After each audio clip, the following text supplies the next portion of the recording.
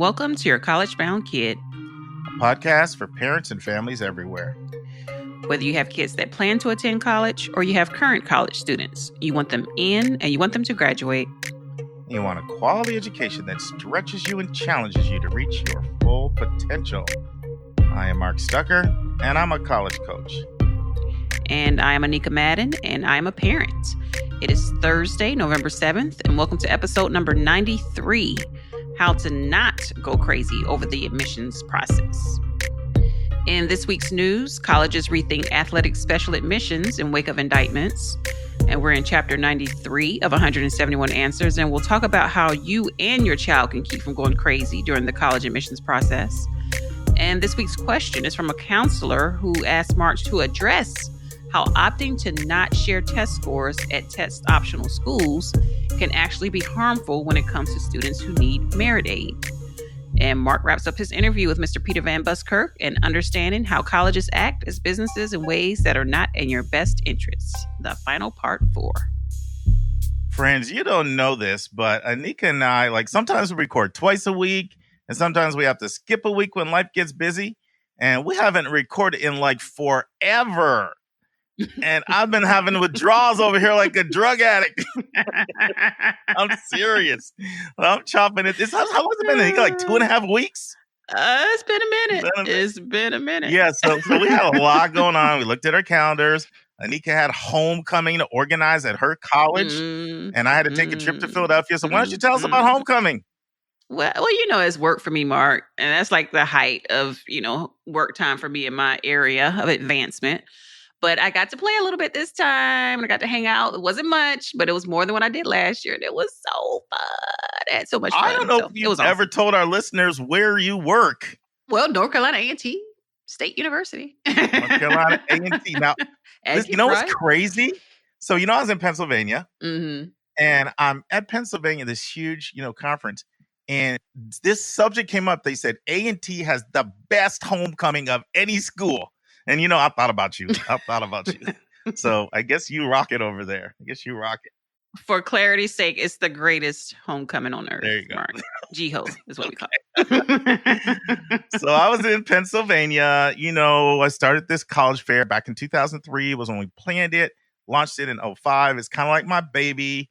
It's one of the top 5 things I'm most thankful and grateful to be a part of. So I go back every other year. And I moderated a couple panels and got to see all my admissions friends. And PA is like my home away from home. So I just had a fantastic time there. And I'm working with 11 students in Pennsylvania, and I got to see 10 of the 11. The only one I didn't get to see was your daughter. She's the only one. Oh, the only one. Yeah. Well, I'm going to see her this week. I didn't tell you that. I'm going to PA this weekend. Yeah, we're going to see him for their birthdays. Good. So I'm going to actually refer a couple times later on in the podcast to things that the panelists said. But friends, we have some announcements, a couple of them. So for our financial supporters of the show, we've been getting quite a few questions recently. Can I give anonymously? I want to give, but I don't want to be on your website. I don't want all this fanfare. And the answer is absolutely yes. Not a problem. We'll actually send you, an email and say, do you want to be noted or do you not want to be noted? So if you prefer anonymous, not a problem. Had one that came in today that said, can I just put anonymous Irvine, California? And that works for us. I'm most grateful. We're grateful for your anonymous money. Yes, most definitely. And I'm also going to be starting a segment starting in November, 10 to 15 minutes of bonus content on how you can legally, ethically shift your assets around to qualify for thousands and even tens of thousands of more financial aid. So if anybody gives a donation, you will get 10 to 15 minutes of bonus content over the next couple of months talking about that subject. So I just want to get that out there. And for those who like our college spotlights, we now have timestamps. Thanks to some person out there who was so helpful to us in her survey. I'm saying her because most of our listeners are ladies, but I don't know. Said, can you please put timestamps on your college spotlight? So guess what? They went back and put timestamps on all of them. So if you want to go back and find any of them, they're now up in our show notes. And of course, that's another way for me to drop a hint. We love our survey.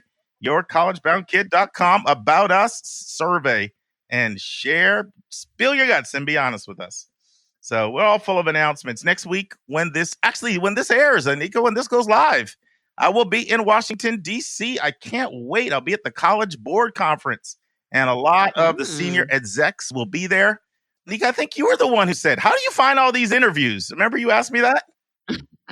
And what I do is I go to these conferences where the big wigs are, and I just ask them face to face. And of course, they say yes when you're talking to them face to face. So I'll be recruiting some more admission interviews there. And I'll instead of doing a college spotlight next week, I'll do a conference update because there'll be major information that'll be shared. That'll be awesome. I can't wait to be in Washington, D.C. And nice. I think that's it. Oh, our admissions tip. So I have a client in Florida, and she asked me a really good question yesterday. So she's applying ED to Duke. And of course, Duke had an ED deadline on November 1. And she's like, can I drop my work? I'm tired of working all these hours. And the answer is yes. So here's the thing. Wait, drop. What do you mean drop her work? What work? Yes. So she's got a job, working outside of school, like a job, right? Actually helping people with math. And it's a lot of hours. So it's really taxing. And she'd heard me say before that you have to be really careful about changing your senior curriculum as well as not having your grades dive after you've applied, because there's language in the admission contract that says we expect similar performance to what, we've seen in the first half of senior year. And are you following me, Nika? Or is this confusing? No, I'm going to ask you a question, but I'm staying with you for now. Okay. And so the answer is yes. So it's true that if you apply as an early decision applicant to a highly selective school, even just to be safe in general, and if you look at dropping a class, you really need to get their permission because they're admitting you with an expectation of what your curriculum was, and curriculum plays such a big role in admissions decisions. So you really can't decide, I'm getting rid of AB or BC Calc or whatever it is, or AP Chem, without checking their permission and seeing, is that okay? But you can get rid of an extracurricular, a job or something like that that's adding stress to your life. That is okay. And that's my tip. So you can drop an extracurricular. They're not going to rescind a decision over that. Okay. So for clarity's sake, you're saying she was asking you about her outside work job to stop working? Correct. Now, is her pocketbook or her finances going to allow her to do that? Because I'm assuming she's working for a reason. So are you the person to tell her to stop working? No. I mean, not everybody works because they have to. Some people work because they want a little pocket change. So she has been so she brought it up to me, like, can in high school? Really? Yes. Okay. Yeah. Like, is it going to look bad for me to drop? And by the way, we're saying work, but this could also pertain to your role in student government, your role in the theater, like basically your extracurriculars. Can you change an extracurricular after you've applied, and will it impact your admissions decision? That's really the question. Okay. And the tip is that you can do that, and that's fine, but just don't change a course and don't let your grades tank. Those are the things you don't want to do. You can change a course, but don't do it without the permission of the school that you applied early decision or early action to. That was a long tip. So much for succinctness and brevity. So I'm all wound up. We haven't recorded. Nika, since we've been doing this podcast, you and I, we've never gone 2.5 weeks without talking. This is the first time. So I'm a bundle of caffeinated energy today. You're going to have to deal with me. Oh. Article. Oh, no, not the article. I got to do my admissions vernacular. So guess what? This is a hard one. This is one that is so hard that I'm going to be completely transparent. If you would have asked me this a year ago, if the roles reversed, I would not have known what this one was. And so the word of the day, and I learned it just this year, is distros. Distros. Spell that. DISTROS. Distros. And I'm not even going to ask you to take a stab at one. So let me ask you. Unless you want to. No. Oh, I thought you said you were going to ask. No. They don't. Okay, go ahead. So what distros has to do, I'll break it down. So when it comes to picking a college, right, there's different models out there when it comes to curriculum. There's what we call a core curriculum. This is a standard set of courses that every student has to take, oftentimes up to half the classes for the degree. Usually between a third to a half of the classes are set for you. It's a standard curriculum that you have to take. And so when people think of core curriculum, they think of places like the University of Chicago and MIT and Columbia and Hillsdale in Michigan and St. John's and schools like that. Then you have the open curriculum, where pretty much you can take any single thing of the curriculum other than, of course, for your major, you have requirements, but other than your major, you can just take whatever you want. Maybe there's like a writing requirement, maybe one course, but for the most part, you can take anything you want in the curriculum other than the things you need to graduate for your major. Those are schools like Brown, Smith, Hamilton, Amherst, Wesleyan. Most colleges are in between that, right? They don't have that rigid core. They don't have the complete open. They have what we call distribution requirements. Here, maybe you have to take 1 to 2 classes in social science, maybe 1 to 2 in humanities, maybe 1 to 2 in math, maybe 1 to 2 in the arts, maybe 1 or 2 in hard science, and maybe, kind of a broad exposure, but it's not the extreme of the core and it's not the extreme of the open. So that's where most colleges have. And so distros is just short for distribution requirements. Our distros, that's an admissions vernacular that I did not know until this year when I met with Northwestern and they started throwing distros around at me. And I'm like, ooh, that's a good one for our listeners. What are you thinking over there? What are you thinking? I think you're awesome, Mark. Why do I think you're being disingenuous right now? No, I'm not. Really? I thought you were going to say, I thought you would think, like, do you really need to take 2 minutes to say distros? Like, can you give me the 10-second version? That's what I thought you were going to say. And that. Of course. Yes. Okay, article time. Oh, before the article, Anika, I almost forgot. For our college spotlight of the week, we will be going all the way to London, England, where we will spotlight London Metropolitan College. Let's turn to college hot topics in the news.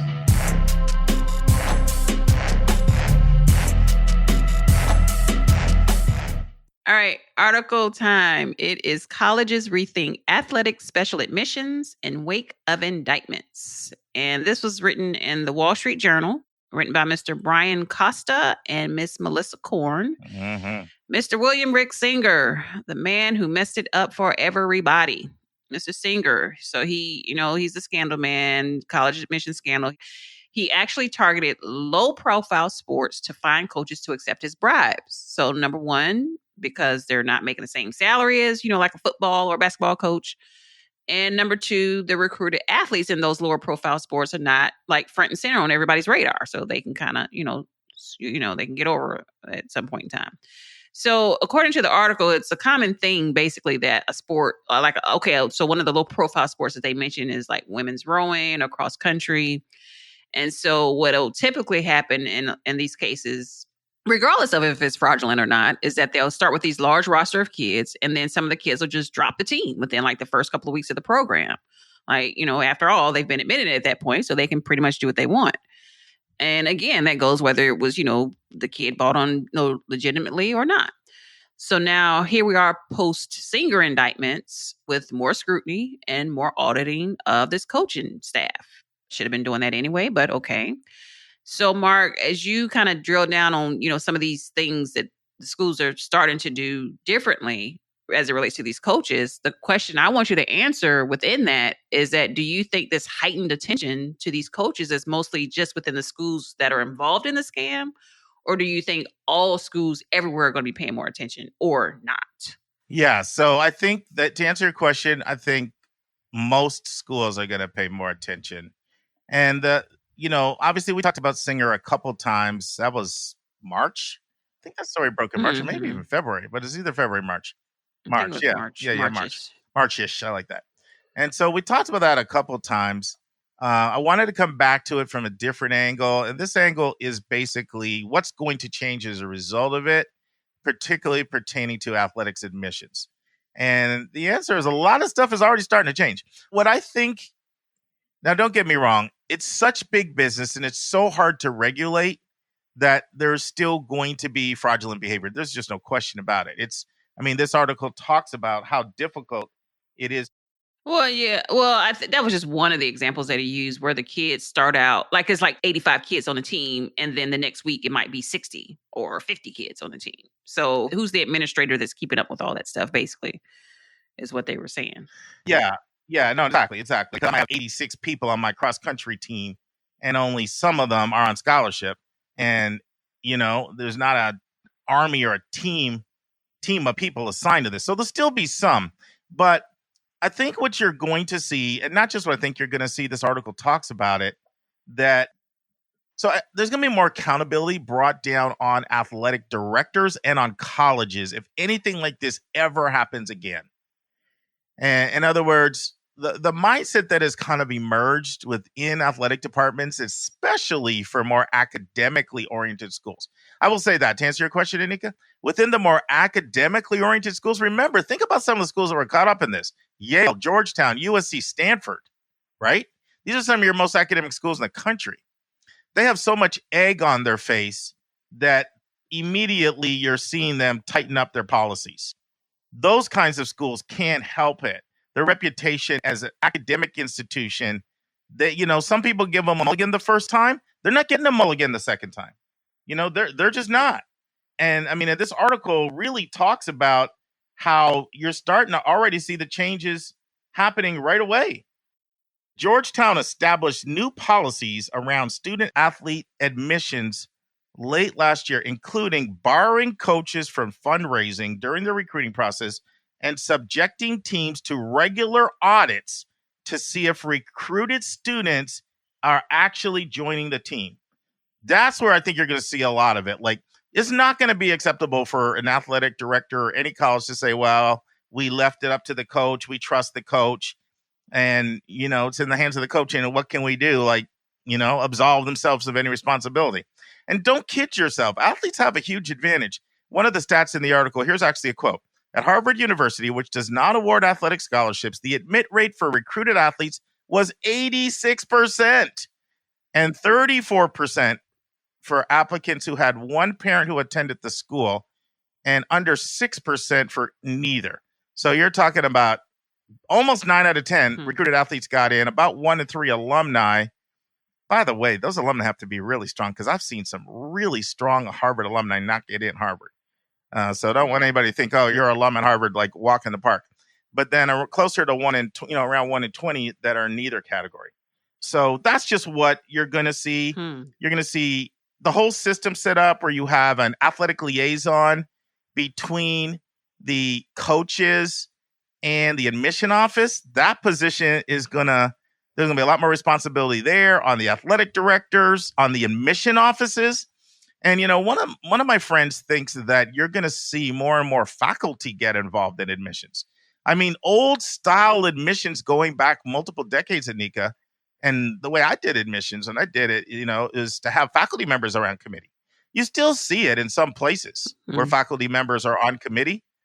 Southern Methodist University just recently announced that their faculty are taking over evaluations for their business school, which is 75% of their applicants are now having to go through the faculty. And the faculty are going to tell the admission office, these are the kids that we want.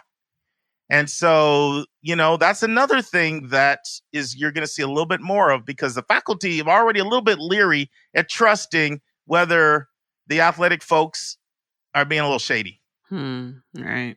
So in my opinion, one of the best things that came out of this is that some of the loopholes that could be exploited, it was just way too easy before. You had an admission office, you had an admission office that largely was trusting the coaches to tell them, oh, this kid is an impact prospect. And in so many sports, especially these non-scholarship sports, it was just too easy for a coach to maybe say someone didn't make the team or someone got hurt or whatever. There was never any accountability. You've got schools going back and doing these audits now to say, okay, this kid got a thumb on the scale for being an athlete. Let's go back and see how they performed. And if they didn't perform, there's some people that are going to have to answer by losing their job. But with less academic institutions, Anika, there's still a lot of money out there. And I still think you're going to see a lot of shady. Darn. Now it's time for our step-by-step walkthrough of the college admissions process.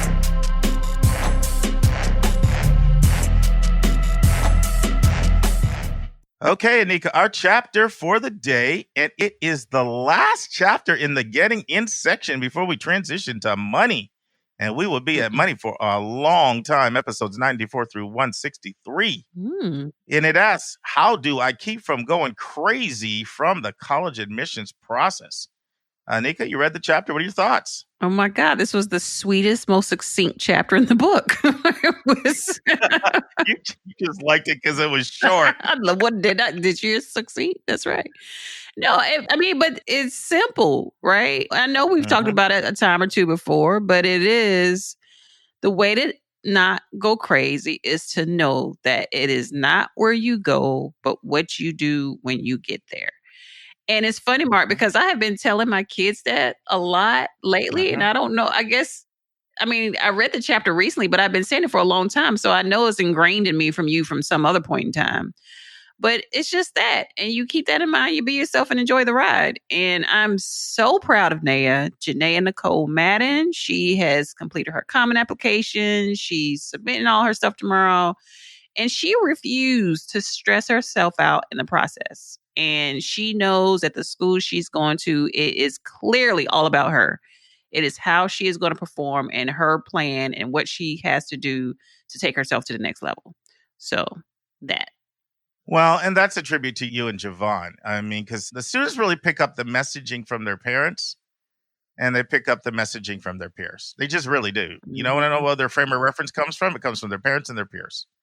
And so if the parents act all stressed out if you're not going to get in Designer U, or they get super excited if you get mail from Designer U and tepid reaction if it's mail from generic U, kids pick that up. And then the peer group plays a role. And so that's a little bit harder to control, especially because what happens with most families that value education is they want their kids in a really good school, whether it's a really good suburban school district or a really good private school. And then you tend to be surrounded by people who value education, who are ambitious. And so, you know, you have a little bit more of that aspect of toxicity that creeps into the culture. And so that's my mantra. I say it over and over again. I mean, I was a guest on another podcast, Kim's admission podcast a little while ago, and she asked me this question, like, bang, give one tidbit of advice for our listeners. And that's what I said. I said, it's not where you go, it's what you do when you get there and what you do when you get out of there. And that's what I truly believe. But sometimes when you say that to people, the reaction is, where's the beef? Like I hear that sounds good. That's nice and quaint and cute, but where's the beef? And, I've tried to use evidence, in this podcast, I've tried to use evidence. I've oftentimes quoted the book I love, Where You'll Go Is Not Who You'll Be, subtitled An Antidote to the College Admissions Mania. And I've encouraged all of our listeners to buy that book. I need to get some commission from Amazon or Bruni on this one. I'm serious. I think I'm kidding. I feel like I've sold that guy 5,000 books. Well, as you should. I'm serious. So that's one thing. Maybe 5-6 weeks ago on our podcast for the recommended resource, I literally just listed not all the 185, but we looked at the 185 schools that students, undergraduate that went to Harvard Law School, recent class. Where do they go for undergrad? And I listed like 30 or 40 names that probably most people have never heard of to show that any path can kind of get you where you're trying to go. Right. Most recently, I heard another real good tidbit of information. And so Google has released a study.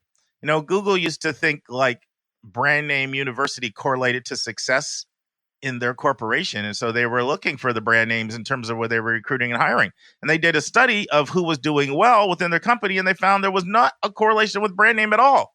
What they looked for was, where are you at 5 and 10 years after you've come out of college? And what position do you have? And what do your recommenders say about you? And what experience have you had? And they found that if they go by the recommendations from your employers and the experiences that you've had, that is the best predictor of who's going to do well in Google. And in many cases, it was people that had come from generic universities. So it's having these kinds of thoughts, because at the end of the day, parents just want what's best for their kids. And a lot of this angst comes from a fear.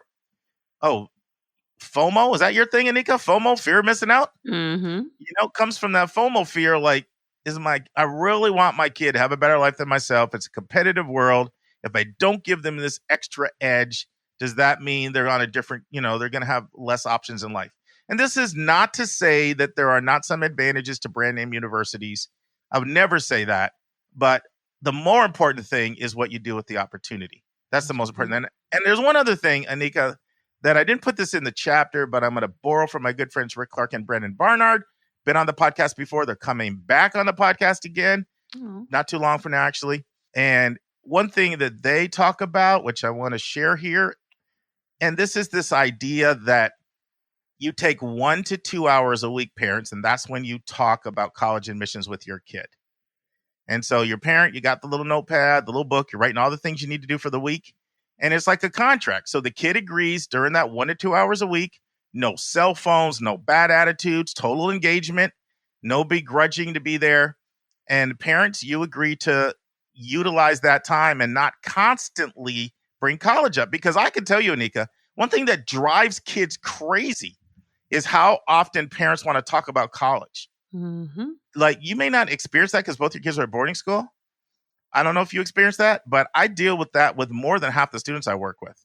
There's like resentment from the student to the parent for bringing college up constantly.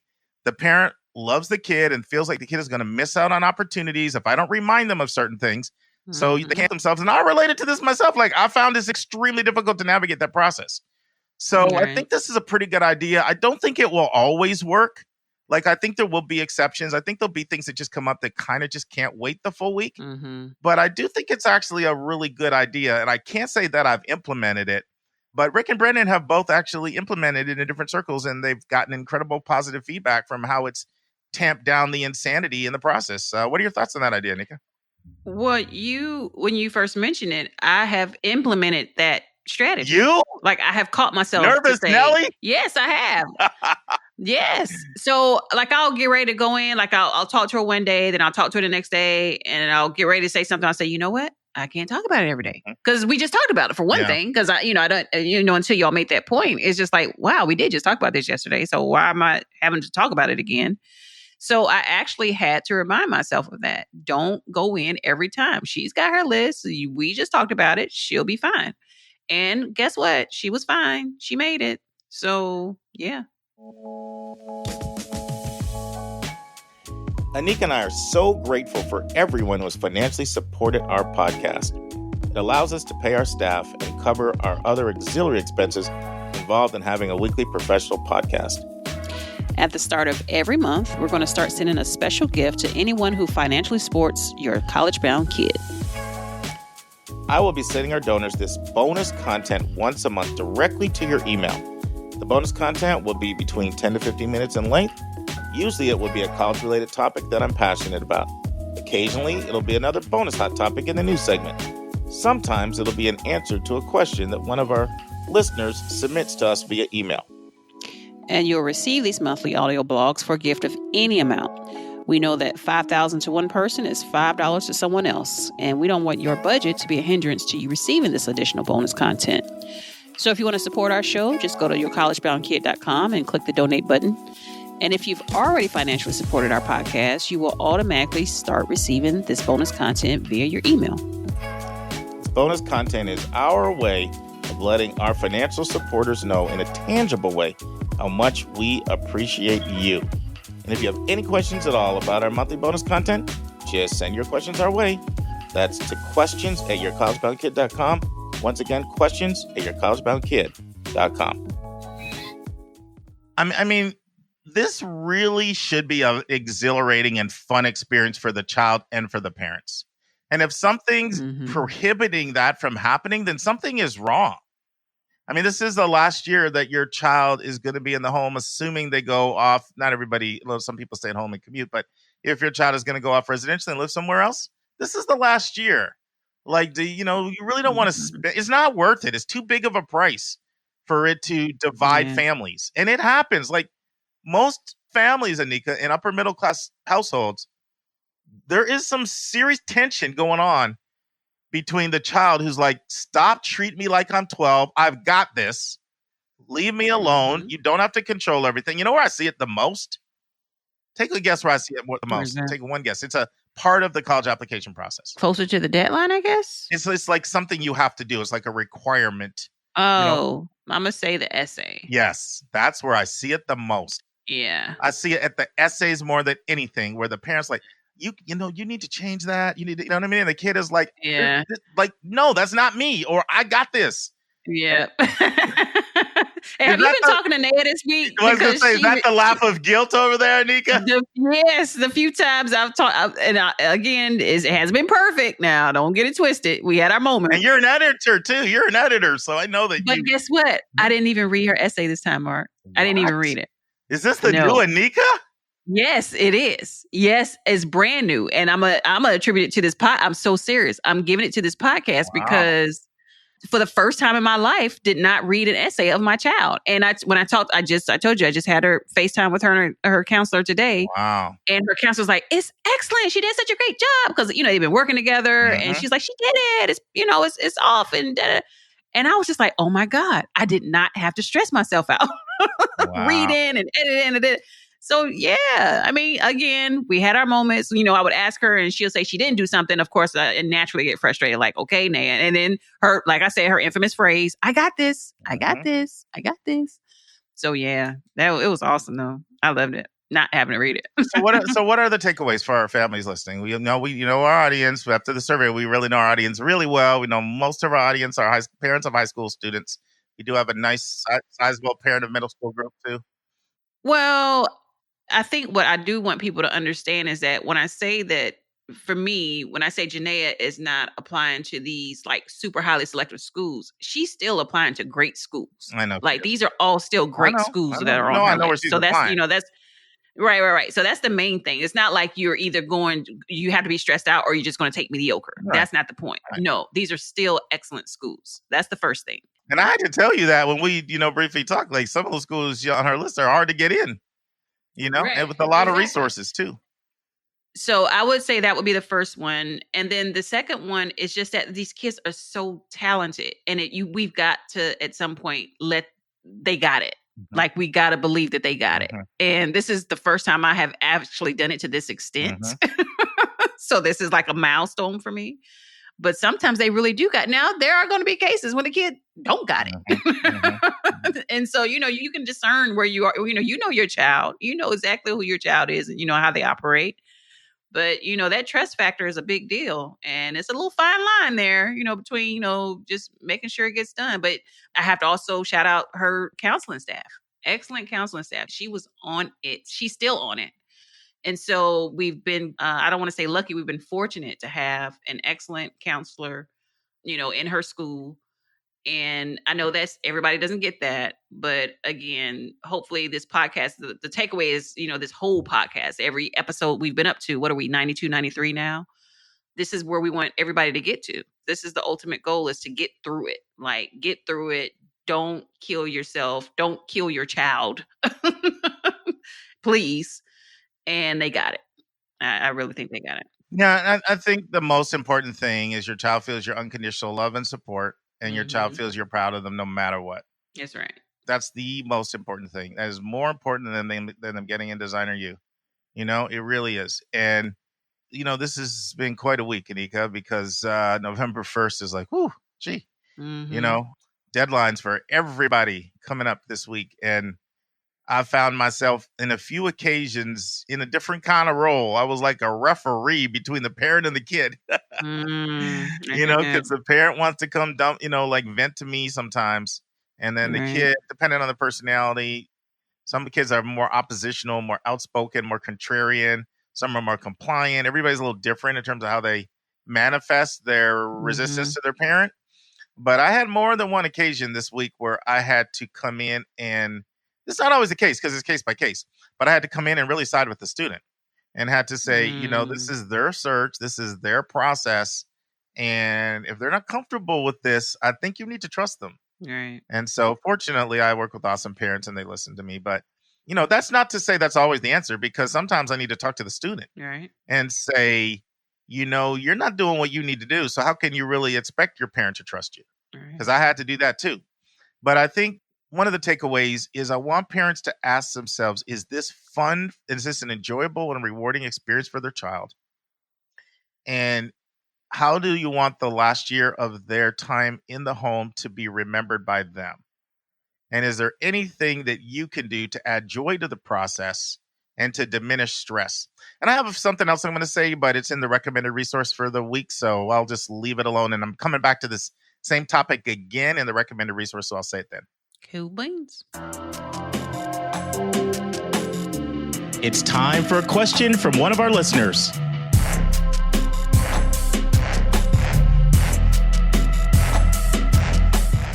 All right, Mark. The question this week is coming from Michele. She is a college counselor from Washington. I think that's Washington State or Washington, D.C. Washington State. Okay, Yeah, Washington definitely. State. Okay. Yeah. So Michele says in episode 80, you talk about test optional schools again. And Anika expressed that she is going to be cranky if the majority of schools go test optional right after her daughter has worked so hard and they've invested so much into test prep. Fact. I think you covered the various points really well, yet every time I hear anyone talk about this issue, I keep waiting for them to address how opting not to share test scores can actually be harmful when it comes to students who need merit aid. I think the majority of colleges require test scores in order to award merit or institutional aid, correct? How do you navigate this issue with the students and families you work with? I can see where a full pay student or a lower income student applying to a college that offers no merit aid would benefit from the test optional policy. But who is advocating for the non-full pay students in need of merit aid in this process? Fantastic question. And as I mentioned earlier, I was going to segue back to my time in Pennsylvania, going back to this big fair. It's not quite a national fair. It used to be like Iowa to Rhode Island to North Carolina. It's kind of more DC to New York now. But I was back there for a lot last, weekend to see everybody. And one of the people I saw, one of my friends, Femi Ogdalini, who is coming on our podcast, by the way. He's coming on our podcast, and I'll be with him in DC this week as well, College Board. But Femi started out at Ithaca College, then he went to Delaware, then he went to Cornell, then he went to Stanford, and now he's director of admission at UC Berkeley. And he was actually on a panel before the keynote speaker. And then somebody asked him this question about test optional. And I love his answer. I'm going to share his answer. Now I'm going to just kind of expand on it a little bit. So I can't remember the exact wording, but somebody asked him, what about test optional? Oh, what about test optional colleges? Are you guys considering going test optional? That was the question. And so he said a number of things, which I'll, highlight here. One of the things he said, and I think this is very important, test optional does not mean easier to get in. I got to repeat that. Test optional does not mean easier to get in. The public thinks test optional means easier to get in. I feel like the public feels like test optional means easier to get in, and it doesn't. Test optional means that more scrutiny, more attention, more examination, more reflection is going to go to all the other aspects of your application. So your curriculum, it better be serious, and your grade trends, they better be upward. And your GPA better be good, and your writing better. Now, this is at highly selective schools. Okay, now let me say this. Test optional is kind of interesting because you have test optional schools that are open enrollment schools that are non-selective at all. But then you also have super highly selective test optional schools, like your Wake Forest and your U Chicagos and your Bowdens and your Bates. And, we could, George Washington, we could list many, many, many others. So for those, it does not mean easier to get in. That's the first thing. Before I go on, what do you think about that, Anika? Did you associate test optional with easier to get in? Absolutely. Yep. Yeah. So I thought that's a common sense, right? Mm-hmm. Ooh, you're test optional. Yeah. So people think like you're a little easier. So because I'm not, I'm like that 3.0 student, and maybe I can. No, it means everything else better be tight. So yeah. So that's the first thing he said. Second thing he said was, when a school says it's test optional, find out what percentage of students they admit that are test optional. You look at the stats that come out of a place like U Chicago, they admitted those statistics. They were right around 10%. Like, not very many people, it might have even been lower. They got in, were test optional. So what does that mean? It means that you can bet that if you're that much of an outlier in their applicant pool, they are all over every aspect of your application like white on rice, because you're by far the exception of who they're admitting. Now, there are other schools like Pitzer is a test optional school. In the Claremont colleges, they accept a sizable portion of their applicants test optional. So this varies from school to school, but that's something you want to find out. Before I get to the third one, other things you want to find out, are you test optional for all applicants? Okay. Some schools are test optional for students with certain GPAs, or domestic students but not international students, or not homeschool students. They require testing for homeschool students. Or this is slightly different, but I met with Northwestern week before last, and someone said, do you require subject tests? And they, for the most part, they don't, but they do for their BSMD program. So sometimes certain programs may require test scores, right? And other ones don't. Maybe not for engineering, they're not, or nursing, they're not. This is very common. So, you know how they say the devil's in the details, or read the fine print? When someone says they're test optional, you really, really need the fine print. Now, that's all preamble to get to Michele's question, which is, if a school's test optional for admission, I think the sense I got from her question is that it's probably not test optional for merit scholarship money. And I actually have not seen a study done to see, are the majority of test optional schools test optional for merit scholarship money? I read someone who I respect who said that they are, like it's the minority of schools that are test optional for merit if they're test optional for admission. But I'm cynical about that. So let's just talk about that. What I can tell you is that you're going to have to know the policy of each individual school. So just this fall, I met with Rollins College. I'm going to do a college profile of them coming up just outside of Orlando. Really great in a lot of areas. Haven't done that profile yet, but it'll be coming up. They made it crystal clear in their presentation, because they're test optional. And so I started really drilling and asking the questions like, okay, tell me the test scores that you recommend someone to, sharing versus not sharing. Because sometimes people will say, well, just take the midpoint between the 25 and the 75th percentile. And if you're in the midpoint, then submit. But other people, like Guilford College, when I met with them, they said, no, it's a lot more nuanced than that. Talk to me and I'll give you an honest answer when you should be test optional. So Rollins, they said it crystal clear. They said, test optional for us is pretty much about money. Like, you are not going to be eligible for the large aid awards. What I find is most common from my experience, this is just anecdotal. Most schools that are test optional, I find, will give away merit scholarship money with test scores, but they won't give merit scholarship money away for their largest awards. That's what I find is most common. That's what Rollins told me. They said our largest awards are going to require test scores. Now, this is Hofstra. This is right off of Hofstra's website.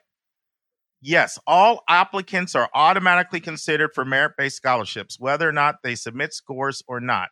But keep in mind that the Presidential Scholars Program and the Trustee Program are offered only to students who submit standardized test scores. These students are among the top 10% in academic achievement in the entire applicant pool.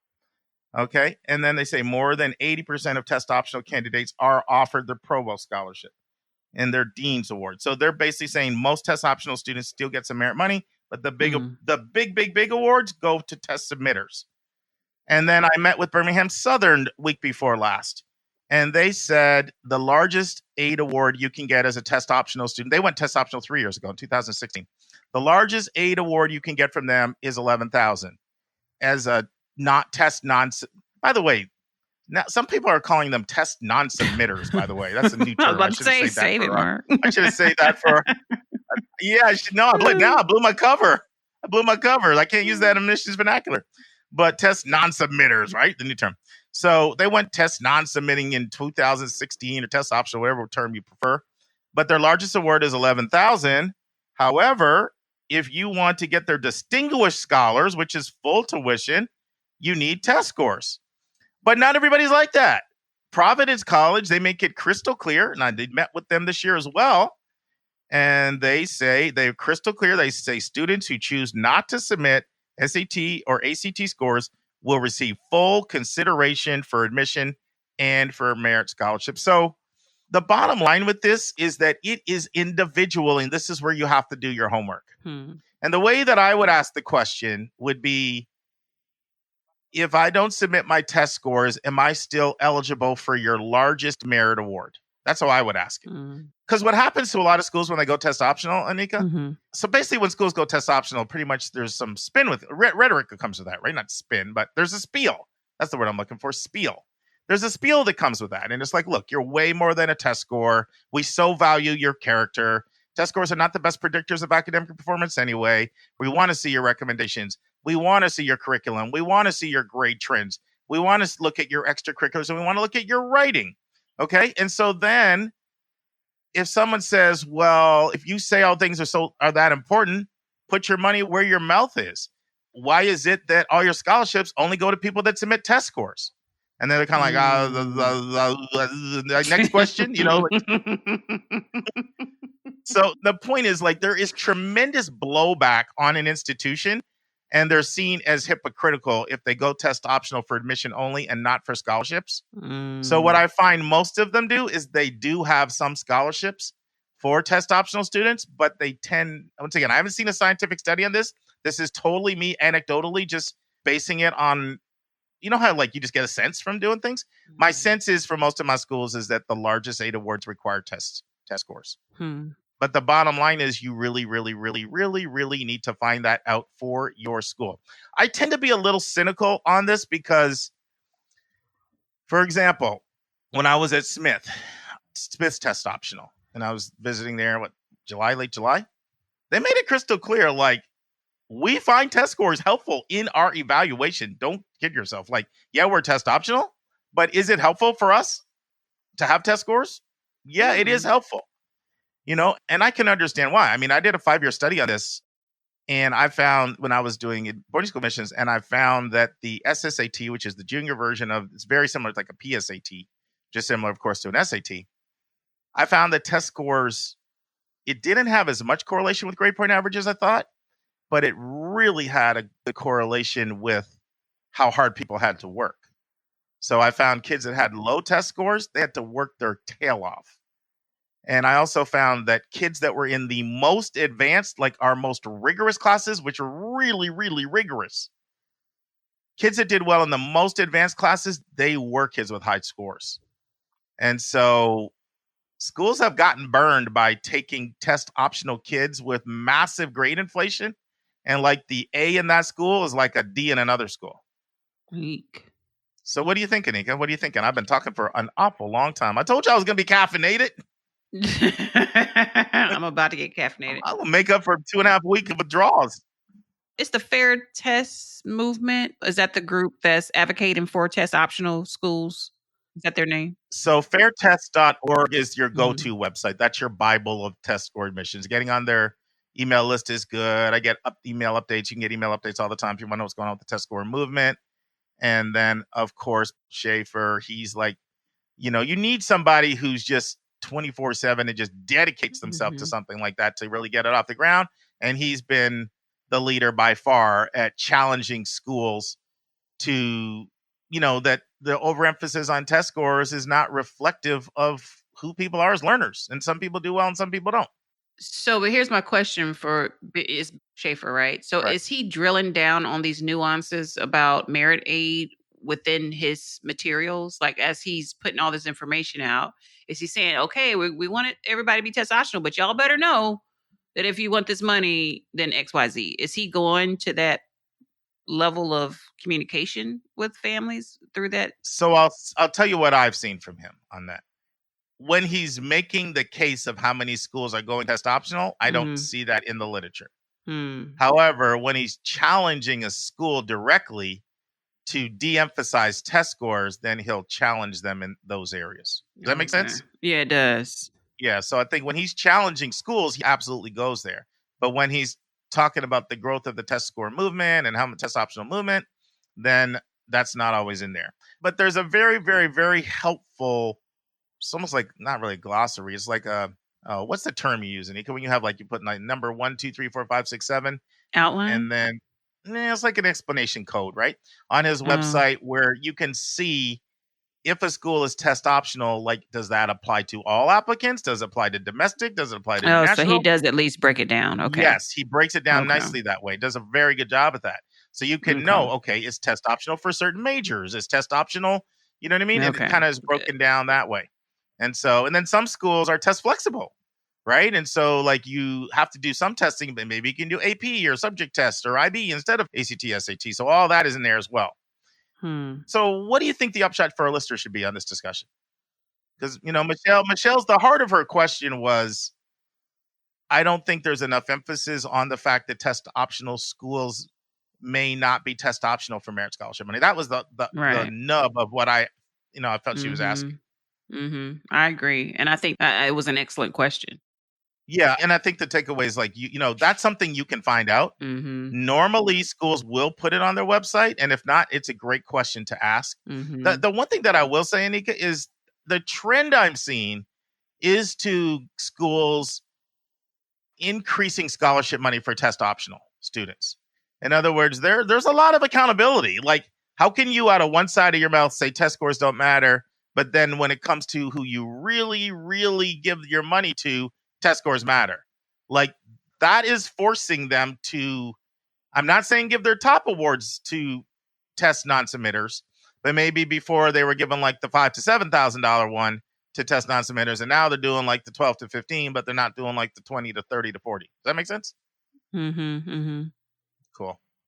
Okay, friends, in the final segment of Peter Van Buskirk's interview, and if you have heard Peter by now, you know he does not pull any punches, and he does not change here. So I asked Peter some tough questions about how can students and parents be informed by the business tactics schools are utilizing without being discouraged and deflated.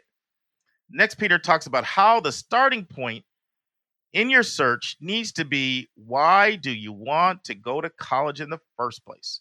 And what are you hoping to get out of college? I put Peter on the hot seat, and he answers some great questions. Remember, this is a guy with 45 years of experience in the field. And Peter lets us know how you can utilize his resources. So listen and enjoy.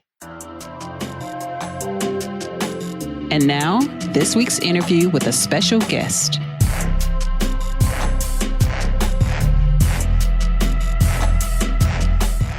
I know we're getting to the end of your time here, but I just want to make this point, Mark. Yes. What your listeners should be getting from this is that this whole process, this college win process, is not about the kids. It's about the institutions.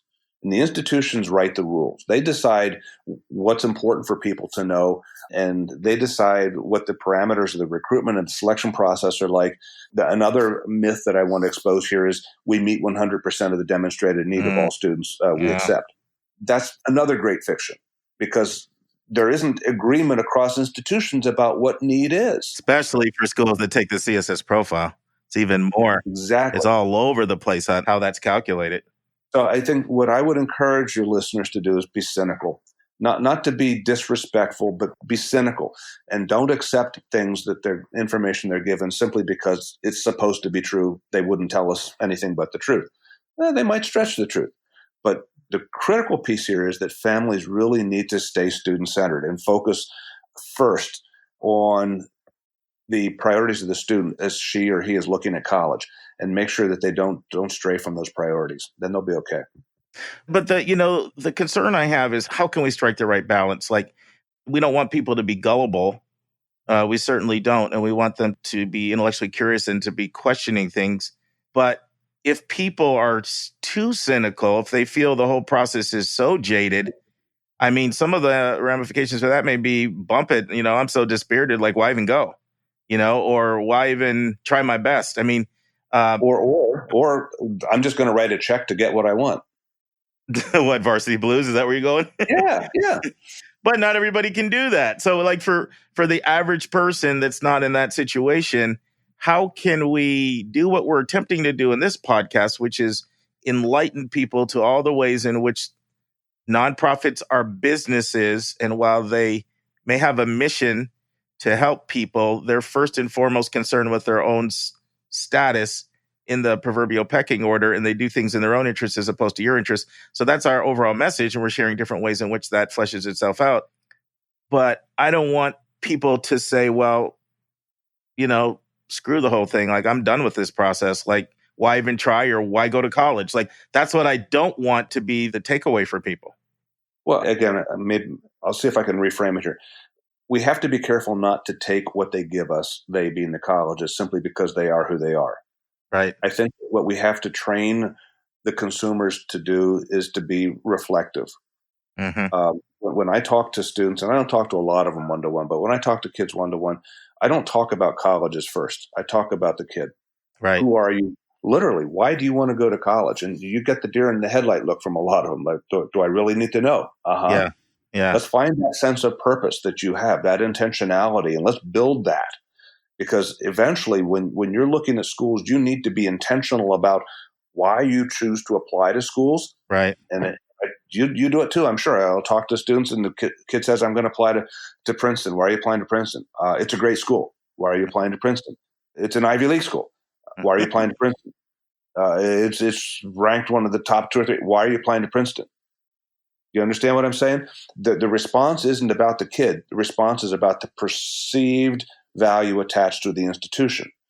And maybe Princeton's a good place for that kid, but they're probably much better places for the kid, places that aren't playing all these games, by the way, that the kid can find and can spend 4 years and parlay those 4 years into absolute success in a career. The thing that bothers me is that so much of the conversation about what's wrong is applied to maybe 10% of the colleges and universities in the country, and they tend to be the most visible schools. Right. The reality is most kids have access to most of the colleges and universities in the country in a fair way, and we need to really celebrate that. So do you think one of the takeaways should be for people, don't believe the numbers that you see? When you see profiles of selectivity and acceptance rates, when you see rankings, like, do you think it's take it with a grain of salt? Do you think it's disregard it? I mean, clearly you're advocating for, I want you to go through a deeper exploratory dive, which is, by the way, exactly what I do, where you get to know yourself, you get to know what you want, what you need, what environment you'll thrive in, and where you also get to know, peel back the onion, you get to know the college beyond the way it presents itself to you from a status and a numbers standpoint. Get to know yourself and get to know the institutions that you're considering applying for. That, to me, could be a positive takeaway. And absolutely, don't be seduced by numbers and marketing gimmicks. It's funny you mentioned the mail thing. My daughter got 29 things from Vanderbilt, including, glossy magazines. You would have a better sense of this than me. I've heard some numbers, but I don't know if they're accurate. What are some of these schools spending just on their direct mail pieces? You probably in touch with some of those numbers on that kind of thing. I actually don't have a current sense of that right now, Mark, but it's got to be a lot. Just those 29 pieces she got as one person, that I wouldn't want to pay all that. Anyway, I don't know if I'm reluctant to say this, but I'm remembering back in the day, it was remarked that there were some schools that were spending approaching nearly $1,000 per enrolled student that they would spend. Yeah. So just on related activity. Yeah. Well, this has been great, Peter. I think it's fantastic that you continue to be student-centered. You continue to be a truth teller. You continue to focus on fit and self-exploration of students. And it's a badly needed message out here. And, Stephen Antonoff's coming on the podcast coming up. And I wanted him to come on when I heard him talk about his myths out there. And one of his myths is that there's only 20 good schools, 20 first choice schools. He's like, there's a couple hundred first choice schools. Absolutely. And when I was communicating with him, he said, it reminds me of you. He said, Mark, anything I can do to dim down the noise that's out there. And I feel like you're a prophet out here for 40 years who's been preaching. There's a lot of noise out there. Don't be gullible and don't fall for it. Well, right. And just to reframe it slightly, parents will often say, well, I've been hearing this from people about the process. And who's telling this? Well, my friends. And my best advice to you is don't listen to your friends because they don't know any more than you do. Yeah. Got to get out of that echo chamber. You bet. So listen, before we close up here, I always ask a few questions to get to know our guests a little bit more. Kind of a fun part, call it our lighthearted part of our podcast, our rapid round. So here are a few questions for you. If you had to select a career, knowing what you know now, and it couldn't be college admissions or college counseling related, what careers would interest you? Baseball coach. Oh, there you go. Hey, see, they got you doing the athletic thing at, was that Juniata, one of them? Some of my most satisfying experiences in sports, and I'm a frustrated athlete. I have no talent, but some of my most satisfying experiences have been on the bench, coaching young people, different stages along the way. So I either if I could coach a big league team, that would be a real dream. Well, you know what? You're a teacher. You're a teacher as an admissions counselor. You're a teacher as a coach. So I see some overlap there. What do you like to do to relax and have fun? I like to listen to music and a range of jazz to classical, and I enjoy spending time with my grandchildren. There you go. Best favorite place to vacation? Oh, my goodness. I've been fortunate to see a lot of very interesting places in the world.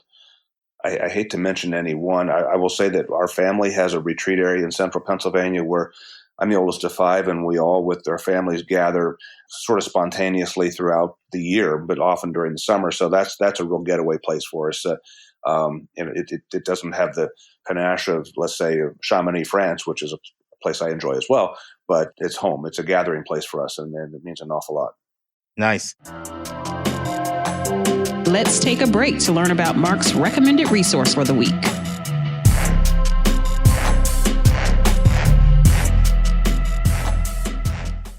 Friends, this is the second time recently we have featured Julie Lythcott-Haims for our recommended resource of the week. We put the spotlight on her amazing book, How to Raise an Adult, for which the subtitle is Break Free of the Overparenting Trap and Prepare Your Kid for Success. We did that back in episode 81. Julie Lythcott-Haims served as Dean of Freshmen and Undergraduate Advising for more than a decade at Stanford University, where she received the Dinkelspiel Award for her contributions to the undergraduate experience. She's a mother of 2 teenagers, and she has spoken and written widely on the phenomenon of helicopter parenting, and her work has appeared on TED Talks, Forbes magazine, and Chicago Tribune. So you're thinking, why are you bringing back the same person only 12 weeks after you featured her the last time? The reason is because I watched her TED Talk this week, and it was the best TED Talk that I have ever seen. And that TED Talk is our recommended resource of the week. Now, she's done a few TED Talks, but the one I'm referring to is How to Raise a Successful Adult Without Overparenting. We will put the link to the TED Talk in our show notes, but I implore any parents who are listening to watch it and just keep an open mind. Your best couple books that you've read. I used to ask favorite book, but it's almost impossible for people to answer. So I've broadened it out to, a couple books that you've read that have impacted you. Wow. And I'm embarrassed to say that I'm a sporadic reader. Mm-hmm. There are times when I dive right into things, and then there are times when I have a collection of books to read right now. But I'm just looking at my books collection right now, and I'm going to say that right off the top, the book Clemente by David Maranassis. Is that on the baseball player, Roberto Clemente? Yeah, Roberto Clemente is a really fascinating story about an athlete who had a big heart and lost his life trying to serve other people. And I'm going to say that the other one that is interesting to me is called Drift, written by Rachel Maddow. I have not read either one. That's a new book, isn't it? Well, it's probably out about 3 years ago. Okay, what does that one talk about? Well, it's a political book. Right. But it takes a look at presidents from Roosevelt, I believe, FDR, to present in terms of how their administrative styles have not necessarily been as true as their rhetoric. And really examines through I would say from about 1975 through 1995, takes a look at some of the presidencies and some of the things, the little known facts. When you talk about truth telling, I think Rachel Maddow is a truth teller. You learn some things about presidents that kind of surprise you. So is it that how much they've drifted from their campaign rhetoric to what they actually did? Is that where the word drift comes in? Yep. That's fascinating. So here's one for you. Your best advice to students and then your best advice to parents. The best advice to students is be true to who you are. Do the things that you love most. Find that joy in life and pursue it to the fullest. Parents, give your kids the space to find the things that they love to do and support them in those activities. To parents, you have to decide how long you want to be the person who is known as being responsible for all the good things that happen in your child's life and all the bad things that happen in your child's life. because sometimes when we overparent, we create situations that we don't like. Oh, that was deep. And you're now into the grandparent. And I've met your daughter, by the way, who's delightful as well. I think she's awesome. Yep. So you've Thank you. you've raised some great kids. So Peter, how can people get your book? And why don't you tell our audience a little bit more about your book? Well, I have two books. One of them is out of print right now, Winning the College Admission Game. So if your readers know of any publishers that would like to play with an active author, we can deal with that. That's the one I have. I know, and it's been well received, but the publisher is no longer publishing. So, but the other book I produced is called Prepare, Compete, Win, the Ultimate College Planning Workbook for Students. It's a 125-page activity guide for students that takes them start to finish through the college planning process. And that can be purchased directly from me. So I would say probably the best thing to do is to send me an email. My email address is peter@bestcollegefit.com. The cost of the book is $20 plus shipping and handling. But if you send me a request for the book, I'll let you know how you can pay, and then I'll send you the book. But we're kind of going old school right now in terms of the delivery of the books. No, trust me, I know about that. So my book on 171 Answers, and I had the Kindle version up on Amazon, and then Amazon did the bully thing on me, and they said, you got 2 weeks to put your paperback up on Amazon, or we're taking down your Kindle. So they bullied me, and I threw it up there. But I know what it's like to do stamps.com and do the whole mailing thing from home, and I do that as well. Yep. Talk to us a little bit about your speaking, what you do as a speaker, and if somebody's interested in having you come as a speaker. I know you speak a lot at schools, you speak in other capacities. Why don't you share a little bit about what you do as a speaker, and if somebody wants to have you as a speaker, sort of steps that they would take there? Well, thank you. I mean, that continues to be my primary occupation, but also my greatest joy. I would never have guessed, 20, 30, 40 years ago that I would be a public speaker right now. And I've been told that this is in some ways my missionary, or my ministry, I guess you want to say. But I'm doing programs for students and parents at schools, typically junior college parent nights. Sometimes I do assemblies for kids, motivational programs, and I do it on demand. I'm not really advertising in any other way, but if there's a school that would like to have the kind of conversation from me, like has just been produced in this podcast, they should contact me again at peter@bestcollegefit.com. And we can try to set things up. I'm typically booking about 6 months in advance, so I still have a little bit of flexibility for my fall schedule, more so in the winter, spring. I also do professional development for teachers and college access professionals on school campuses. In fact, in another week, I'm going to be spending a full day doing 2 3-hour sessions of professional development at a public school district in Delaware, and then an evening program for parents. So I go where I'm invited, and I have to charge, but I pretty much like to hear from the potential sponsor what they want to have done before I set the fee. So that's why get in touch. We'll take a look at calendar, we'll look at fees, and see what we can work out. Yeah, and for those of you listening, Peter really is one of the giants out here. There's a organization called NACAC, National Association of College Admissions Counselors. They put a huge conference on every year. And you'll find that college admissions counselors, college admissions officers go there. Peter, what do you do there? Because I know every year your workshop is one of the biggest ones that is in demand. What do you do there? I do a workshop called Hotspots, Hooks, and Hidden Agendas. That, if you've listened to this podcast, you've gotten a sense of where I'm coming from and the kinds of things I talk about. But I provide more graphic illustration of the points I make. And that's typically attended by school-based counselors, some independent counselors, and frankly, once in a while, there'll be some college people who sneak in. And whenever that happens, it makes me a little nervous because I know what I'll be saying, and I'm afraid maybe I'll They may be squirming in their seats, sweat pouring down the brow. Well, you know what, Mark? Invariably, at the end of such a session, such people will come up to me and they'll say, I'm paraphrasing just a little, but not much. Right. You did a good job. You've told them things we can't tell them. Yeah. And that's the validation that I take away from that. Yeah, I mean, an admissions officer can't tell you that I have got to get more applications out of my territory than the year before, or, so I'm going to be answering to somebody, or we've got to recruit to reject. we've got to drive down our acceptance rate to stay competitive. They're not going to tell you that. They're not going to tell you that flyer that you got, we mail them to 50,000 people. And yeah, it may mean that you had decent test scores and maybe a decent self-reported GPA.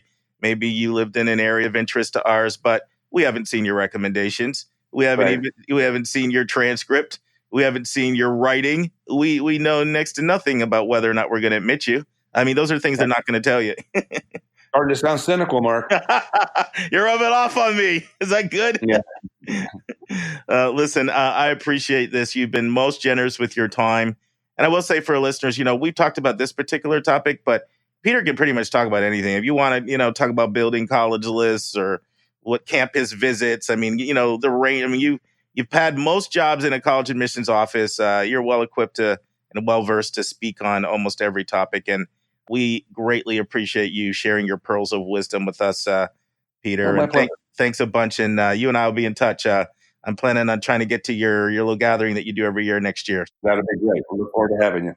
Yep. All right. Well, Mark, thanks a lot for having me on the podcast. My pleasure. All right. Take care. Yeah. Next week in the news, the coming college enrollment bust. And we'll be in chapter 94 of 171 answers, and we'll be describing the cost of attendance and explaining why it's important. And next week's question is from a mom who wants to verify some information she's heard about paying out-of-state tuition. And Mark kicks off his interview with best-selling author and college admissions expert Stephen Antonoff in Myths About College Admissions, Part 1.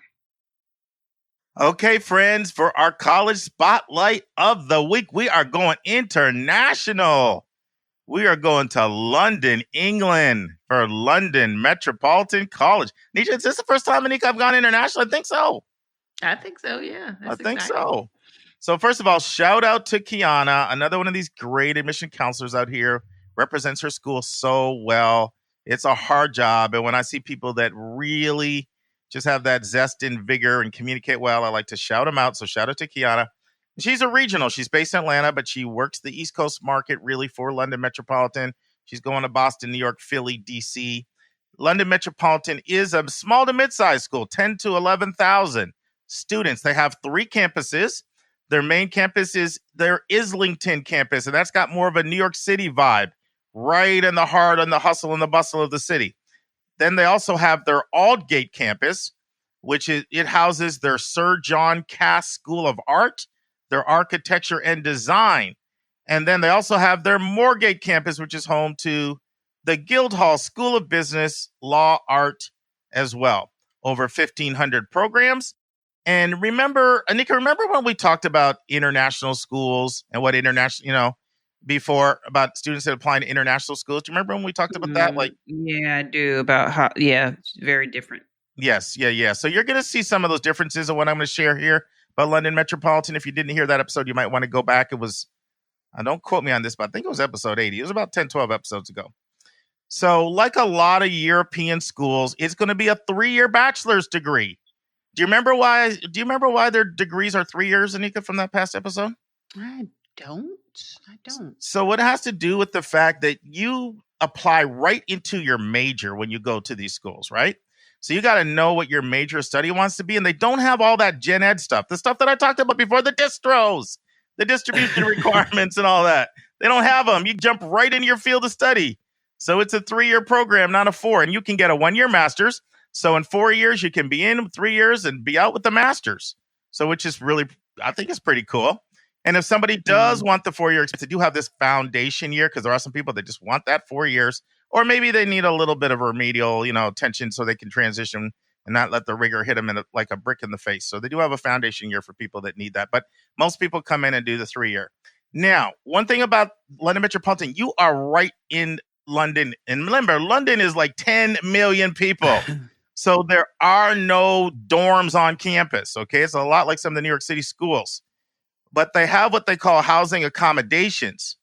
And the way these housing accommodations work is you are with other students, but not only from London Metropolitan, but all of the other colleges in London pool their resources together, and they have these housing accommodations that they call, that's a term over there, housing accommodations. So, and some of them are like right across from the university, or some of them are kind of a ways away. And They have student-only residence halls, so you're not living with like 75-year-old man, but you can be with a bunch of students all from London or woman. I'm going to be gender bias here.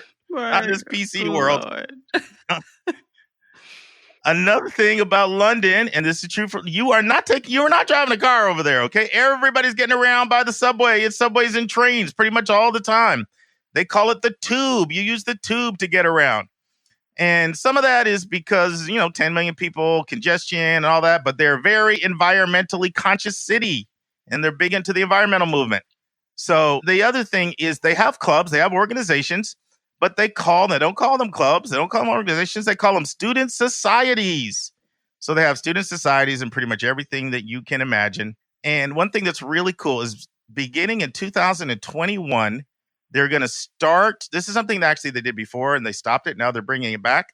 They're issuing post-work visas for people from America and other countries. And what this does is this will allow you to stay in London for up to 2 years after you graduate and work there. So, the U.S. doesn't do that. You got to have some specialized skill to get in.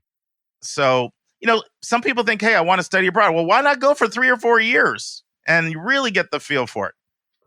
So if you love London, why not stay there and continue to work? So that's pretty cool. They're reissuing their new post-work visas again. Now, London Metropolitan encourages you to study in other countries. So they have a pretty significant study abroad program and really in the arts and business, because London is at the heart of the arts and business, right? The globalization, they're right in the hub of it. You're a 2-hour train ride away from Paris. They have a train. Guess what their train is called, Anika? I'm sure it's not the train. It's the channel, not the tunnel, but the channel. And guess what? It travels under the ocean. How cool is that? Super high speed under the ocean. You can just get right to Barcelona, Paris, And so I know for me, Ken was going on. I know how gorgeous Barcelona was. I mean, after I heard this, I feel like I got to get to Europe. So London, very diverse city. Another really cool thing about London versus other countries you may want to study in, not a language barrier. They speak British English there. So there may be some things that throw you off a little, like they refer to elevators like the lift, but stuff you can figure out. It's not going to be you need to know French or you need to know Spanish, you need to know Mandarin or something, right? Let's talk about the admission process. So their middle 50% and an ACT would be a 19 to 24, and they're looking for a B student. They do take ACT and SAT. In London, they have their own different tests there, but they do take the ACT and the SAT. Now, for the application process, and this is one thing I don't think we talked about enough when we had our episode in International. I meant to talk about this more. You got to get the visa way in advance. So you got to get the visa. That trips up a lot of people because you got to start applying for that visa well in advance. But you get a tier 4 visa. And another really cool thing about that visa is that you can work up to 20 hours a week while you're at school, even that you're not a citizen. So you can have a nice 20-hour-a-week job right in London. And if you need help with the visa, their admission office will help you with that. So that's pretty cool. Now, they do not accept the Common App, but do you remember, Anika, when we talked about the UCAS? The UCAS is like the app that's used in the EU. It's kind of like our Common App over there. It's like you apply to the UCAS and you can apply to multiple schools in London. Does that sound familiar? Yes, no? I vaguely remember that. Yeah. So they got their version of the Common App. It's called the UCAS. You can apply 5 schools for $30, something like that. It's pretty cool. Now, as for evaluation, they are going to look at grades. They're going to look at rigor. They're going to look at testing. But they really do look a lot at essays and rec. So that's not true of all schools over there. A lot of schools, it's just by the number. But London Metropolitan puts a pretty big emphasis on essays and recommendations. So that would be what I would call a form of holistic review. Now, one difference. In America, when we talk about essays, we talk about let me have your backstory and why don't you share your personal growth and what you've overcome and all. You know how our essays tend to be that way? That is not what they want. They want you to talk about why are you interested in studying chemistry and what have you done in the past to indicate that chemistry is your path in life. So the essays there are very, very major focused. So that's kind of the way you need to write over there for their essays. Now, their admit rate doesn't really vary that much from major to major, except for their audition majors like theater, and by the way, you can do an audition by video over here. You don't have to like fly all the way to London to audition. Okay. And then architecture, they know that has some additional requirements. So some of their overlap schools would be King's College, Regents, Goldsmiths. Those are all schools in London, not so much with Cambridge or Oxford, but those tend to be their big overlap schools. And they are right across from the Emirates Stadium, which is the big, huge stadium there. And it's pretty cool. Now, for some more good news, the cost is £12,000. Take a guess how much that... Which equals to, I was about to say, which equals to what? That's about $15,700 for tuition. Pretty good. And $10,000 for room and board. And they even have some financial aid for international students as well, up to about 2,000 British pounds or about $2,600 of financial aid. So that's, I mean, you're talking about even if you throw $4,000 to $5,000 in for transportation and flights, you know, I mean, London is kind of expensive to live in that area, but you're talking about under $40,000 for a life-changing, transformative experience. And you can get your degree in 3 years, not 4. Pretty cool. FAFSA still works over there, but not for grants, just really for low-interest loans. So it's pretty cool that they can take the FAFSA. I think that's really cool. Now, what are some of their distinctive programs? They have an award-winning business program. That's probably their number one thing that they're known for. They're right in the middle of the business hub. Tons and tons of internships. Remember, you can work up to 20 hours a week. 96% of the students have jobs after graduating, but they take advantage of their location to get you into all those businesses with internships. Arts, also London, of course, known for its art scene. So they're really, really strong, both visual and performing. You know what's cool, Anika? You can go to the Shakespeare Globe, like the heart of Shakespeare, for $10 a ticket. Isn't that cool? Yeah, it's cool. I mean, I'm not into Shakespeare like you. You're like the theatrical person, the artsy one. But I still not theater. Really? I'll go. Okay.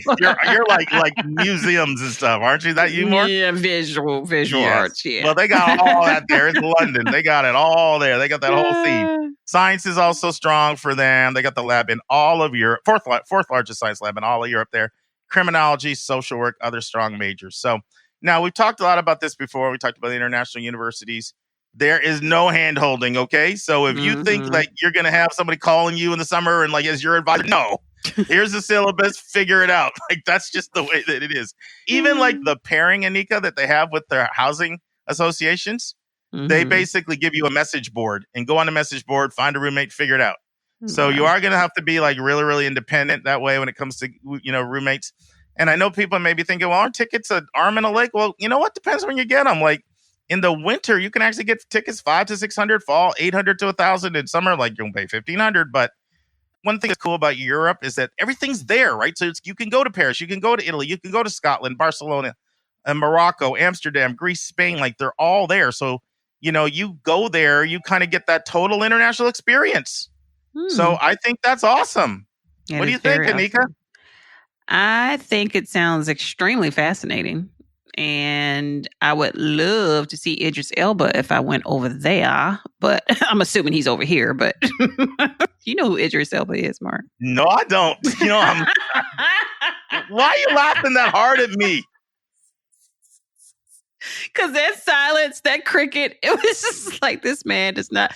When you get some time, look up Idris Elba. We all love him. He's from London, and he's just completely awesome. You need to text me his name so I know how to look it up. I never even heard of him. I digress. No, I love it. I think I've never been to London. I hear that it's amazing. And yeah, kudos for your lady. Kiana made it sound so good to me that I'm thinking, okay, not only do I get London, but I'm going to get Barcelona. And the way she made that place sound, it was like the most beautiful place on earth. And Spain and Greece and Amsterdam and Morocco and Barcelona and Scotland and Italy and Paris. Yeah. I mean, that would be a pretty cool way to see the world differently, right? So London Metropolitan College. Check it out, folks. Check it out.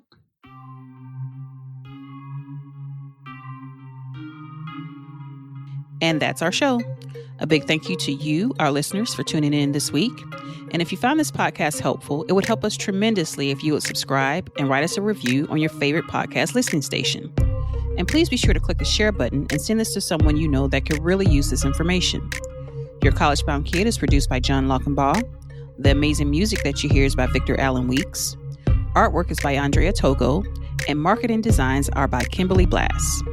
If you want to get a copy of the book, 171 Answers to the Most Asked College Admissions Questions, you can go right to 171answers.com. And if you want to have a college coaching session with Mark, you can send him a text to area code 404-664-4340. And if you have a question or a few questions that you would like for us to answer on the show, please email us at questions@yourcollegeboundkid.com. That's questions with an S at yourcollegeboundkid.com. Every week, we'll take one question and include it in the episode. We don't like your questions. We love your questions, so send them our way. And by the way, check out our website, which is just simply yourcollegeboundkid.com. Again, we thank you for tuning in, and we look forward to meeting with you again next week.